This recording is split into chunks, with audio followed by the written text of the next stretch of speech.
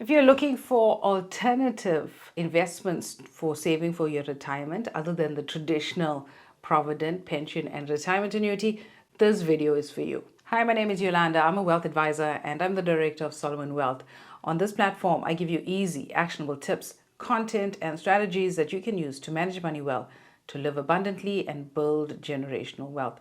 And today we're talking about alternatives to traditional retirement in South Africa. If you have traditional retirement products, these alternatives can provide you with a great deal of more cash flow during retirement. So it's definitely something that you should consider. And if you don't have traditional retirement, this should be your primary retirement investment vehicles. So let's break that down for you in this video. So I'm going to give you 3 tips today. And if you stick around with me in the end, I'm going to give you a 4th bonus tip that you really can't afford to miss. The first non-traditional alternative to traditional retirements that I would suggest would be a tax-free investment.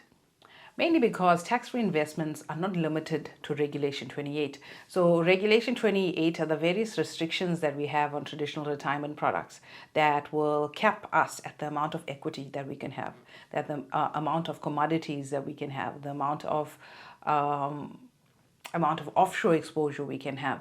So we have all of those regulation in traditional retirement products, but you don't have that with tax-free investments. The benefits of tax-free investment is also tax-free growth. Traditionally, retirement products give you tax-free growth, but you have the same advantage with tax-free investments and you're not limited by Regulation 28.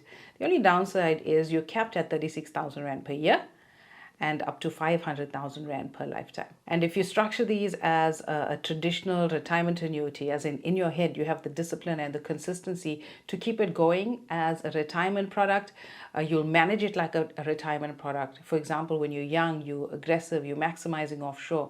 And as you age, you'd move into more conservative, more stable funds. And eventually at retirement age, income generating funds, where you'll do those switches in order to have tax-free income at retirement, as opposed to traditional retirement products, which will be taxed in your hand in retirement age. The second non-traditional method that I will recommend as an alternative to retirements would be unit trusts. Unit trusts give you the ability to have fixed income and give you the benefit of unit appreciation over time. And when you are in a unit trust, you basically give all the investment decision over to a professional fund manager. You don't have to be tracking anything. You hand that work over to the fund manager and you just continue making your contributions. Obviously, at retirement, you don't even have to make those contributions anymore. And then you can swap or switch over to funds that basically provide you with an income. One of the benefits that you have with this kind of investment is that it is taxed at capital gains. In this type of investment, you're taxed when you receive dividends. The asset manager would pay it on your behalf to SARS, which is 20%. You will also be taxed on withdrawal, okay? But if you do it in your natural person, there are some nice exemptions that you can take advantage of. And if you have a good enough strategy, you can even bypass these taxes altogether. One of the benefits of capital gains tax in South Africa is when you do have a capital loss, that loss can be rolled over to provide you relief in the next tax period. So to arrive at a net capital loss, any assessed capital loss from the prior years are deducted from the aggregate gain from the current year. Or if you have the loss for current year, those losses are then added to this year's loss as well. So if there's still a net gain after those losses have been tallied, this is the amount that will be included. 40% of that will be included as your taxable income after you apply that 40,000 Rand exclusion. And obviously, if there's a loss, that loss will be carried over to the subsequent years.